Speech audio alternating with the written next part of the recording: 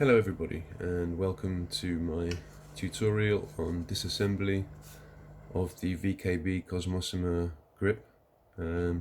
While there are plenty of videos about the disassembly of this grip on YouTube, at least down to a certain level, what we're going to do today is completely disassemble the Twist-to-Yaw unit, because there are no instructions online for this at the moment, no instructions from VKB either, and it is quite tricky, so I'm just going to go through that now. As shown in almost all the other tutorials, you've got a number of screws. Always use VKB screwdriver. I'm a modeler. I have a lot of small tools. I have a lot of very nice tools. This one, my 2.5mm hex, for example, is a beauty. And I still didn't have a screwdriver that fitted in these holes and fitted the screws as perfectly as this screwdriver does. So do use the supplied VKB screwdriver to save yourself from chewing up the screws or chewing up the plastic in the holes. Okay, so I'm just going to quickly whip all those out now.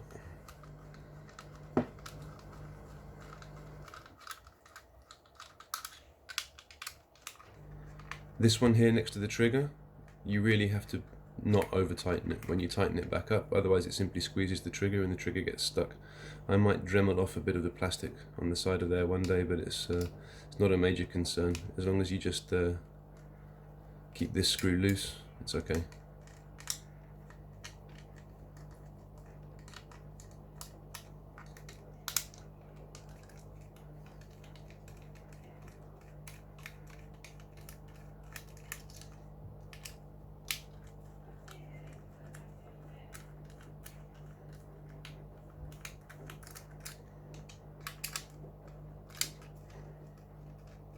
Generally don't over tighten these screws, even though they're machine screws that screw into metal. You won't damage plastic by tightening them too much, but there's just no need.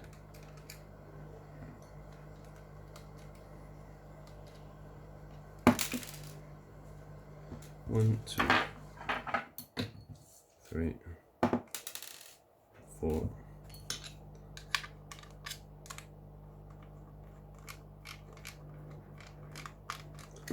five,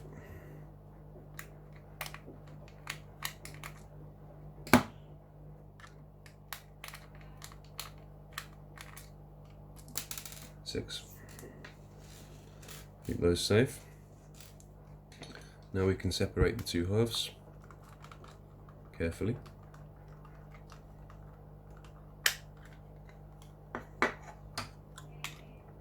So here's the innards of the grip.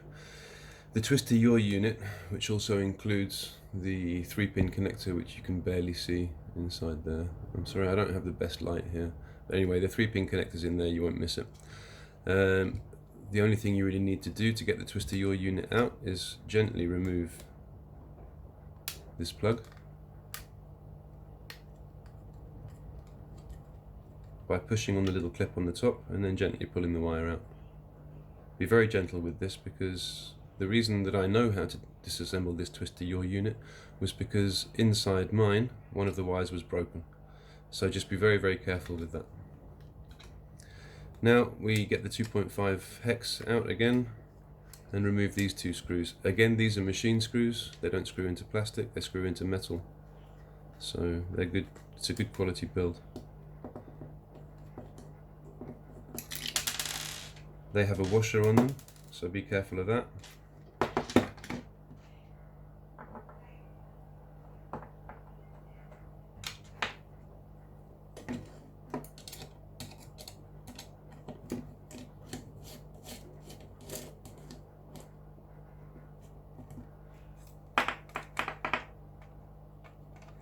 And the Twist-to-Yaw unit comes out just like that. Now, as you can see, there doesn't seem to be any way to get inside it. There are no screws. The spring goes up, so there's no way to compress it to get something out. You've got two screws on the bottom, which we'll get to in a minute, but they are important only if you need to actually get this connector out, the 3-pin connector inside. If you don't need to get that out, then there's no need to undo these two screws. They're self-tappers. We're going to be doing that in a minute anyway, but these two screws are self-tapping screws into plastic. They go straight into the plastic, so the more times you remove and replace them, the more times you're going to damage the holes. So really keep these screws in there unless you really need to get them out. You don't need to get them out to change the grease, so don't take those out unless you have to. So, how do you get into this thing?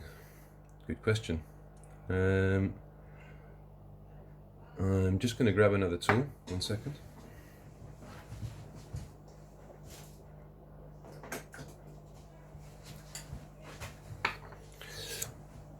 This is a reamer. It's for making holes in stuff, but it happens to have an extremely sharp point, which I'm going to use just to very carefully and gently pry out this little magnet. This magnet is now stuck to the end of my reamer, and I put that down there. It just pops out very gently. It's not super stuck in there. It's not hard to get out. And now you see that still there doesn't seem to be any screw revealed. You've got a solid piece of plastic there at the end. You can see the plastic in mine in the center is ever so slightly damaged, and this is what you need to do basically. Inside that slit in there, there is actually a screw.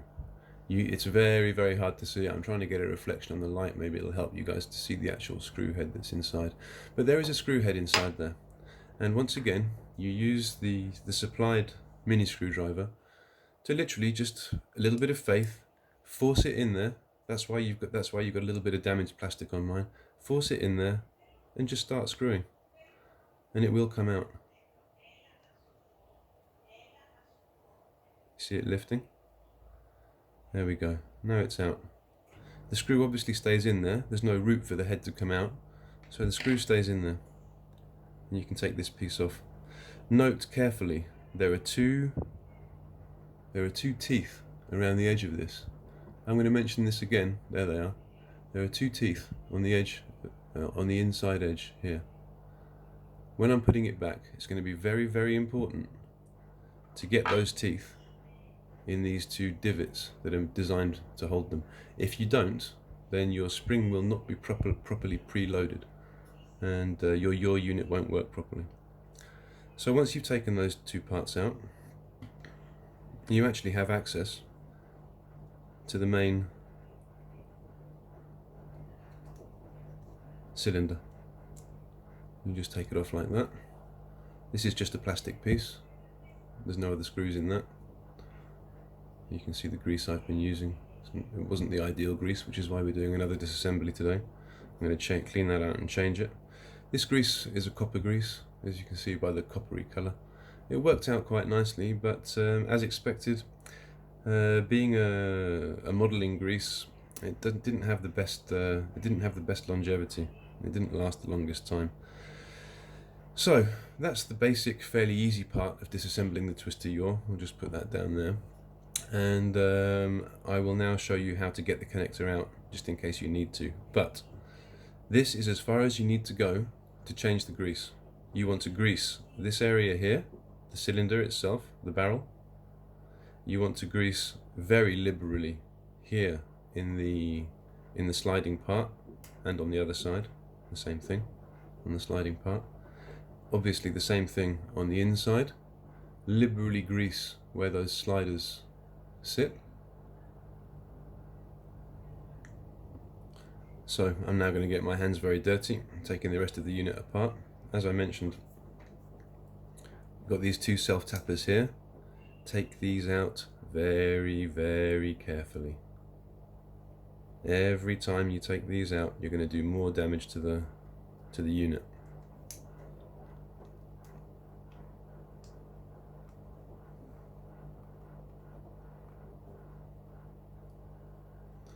Okay, this frees the base part.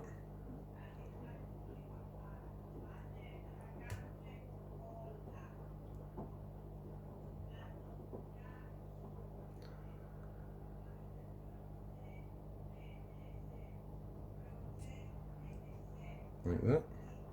And now Sorry about doing that off camera, it's very difficult at this angle.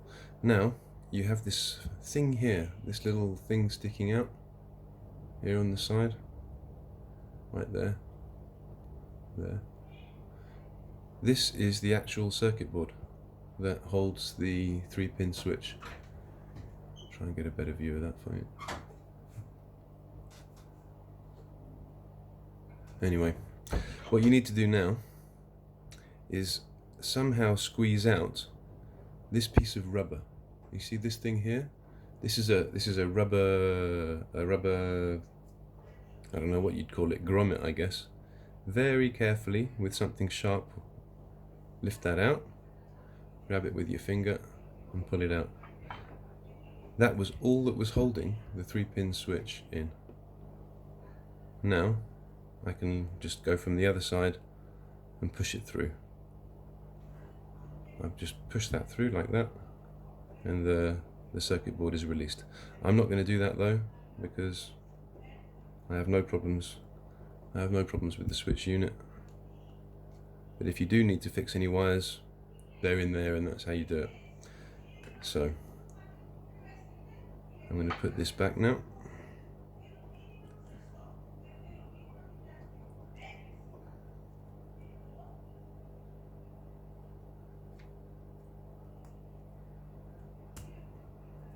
Okay.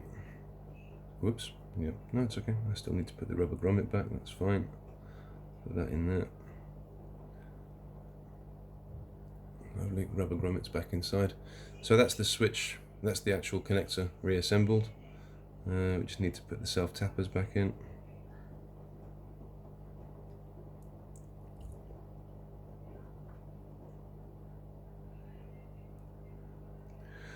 When you're putting self-tappers back into plastic, what you need to do, when you put the screwdriver head on, wind the screwdriver backwards until you feel the click, there you go, as the thread drops in. So you make sure you get it back in the exact same thread it came out of, so that you don't damage the plastic. Wind it back till you feel the click, and then wind it in, and don't over tighten them.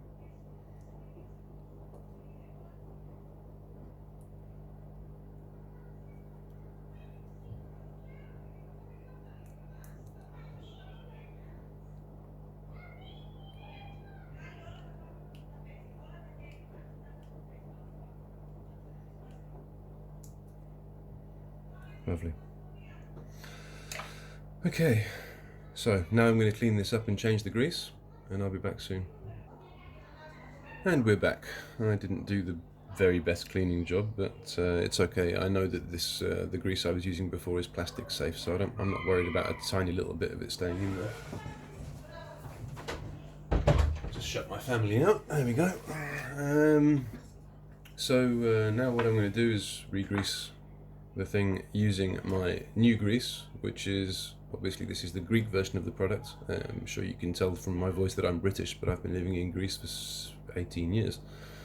Yeah, it's just a standard Durostick grease, lithium based. It specifically says it's safe on plastics, etc, etc. So this is the next grease we're going to try. Haven't even opened it, and I don't even have a way of opening it right now. Because I've lost my Swiss Army knife. Back in 2 secs. Right then. So, as mentioned before, what we're going to do is make sure that we grease the rail part, which is this this raised bit here. It's like a little ramp. I know it's hard to see. Lighting isn't the best in here. Hopefully you get the idea.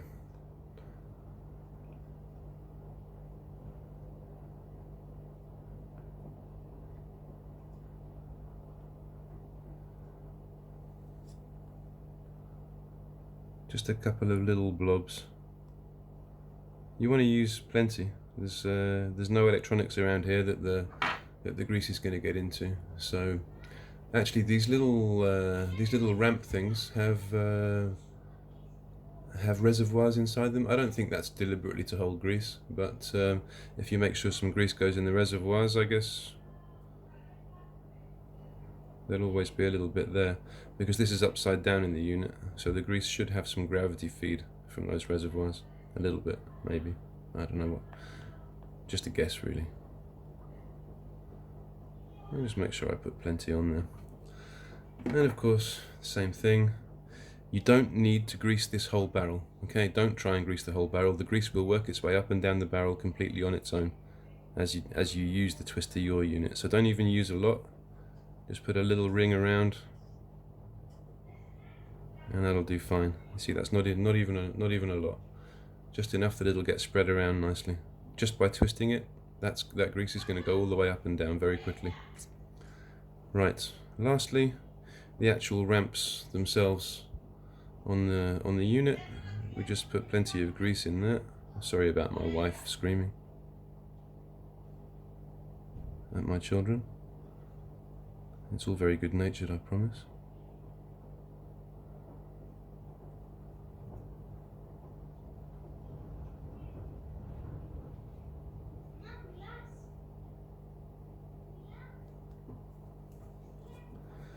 And that'll really do it. Nice job, guys. Shut the door, will you?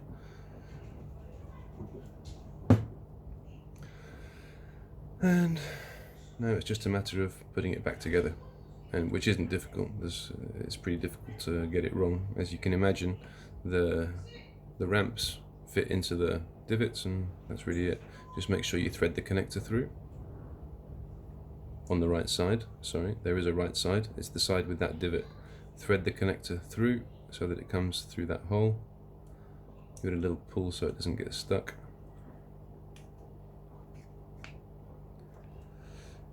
And now just work the grease around a little bit.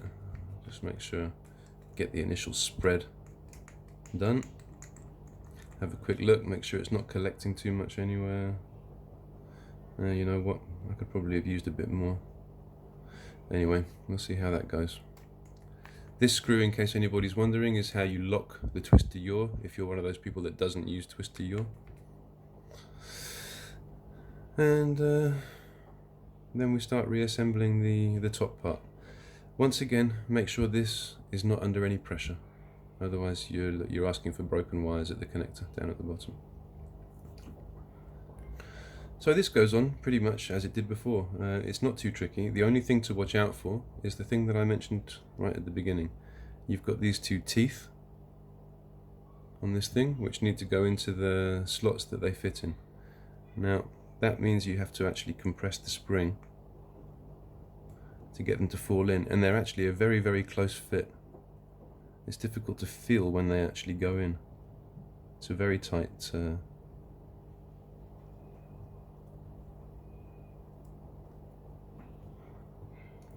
there we go.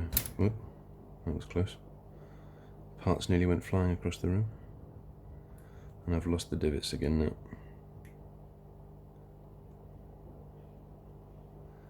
Anyway, you get the idea. So while I work this out,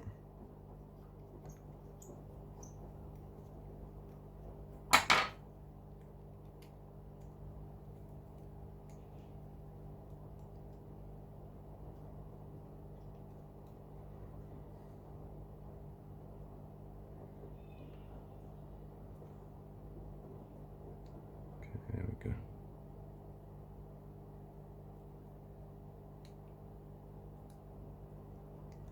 Again, this top screw is a self-tapper, so you don't want to be doing this too often.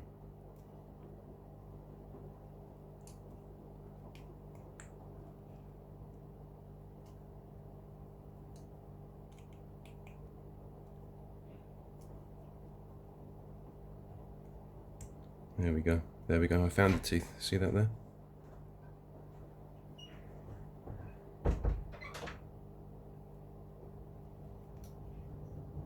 Yep, it's in. So now I can go ahead and tighten up, knowing that it's in the right spot. Not too tight again, because it's a self-tapper. Just be careful. But you do want it nice and tight, because this is what sets the length of the spring. Exercise your judgment here, guys and girls. And after that, it's just a case of putting the magnet back in the top, and it just pushes in. Nothing complicated about that. And we're done. we're re-greased. If we had problems with the connector, we've changed that as well. I'm going to end the video here because it's already quite long, 20 minutes. So there you go. Reassembly is exactly the same as disassembly. Make sure you're very careful with this connector, and everything should be absolutely fine. Thanks for watching, guys. Catch you next time.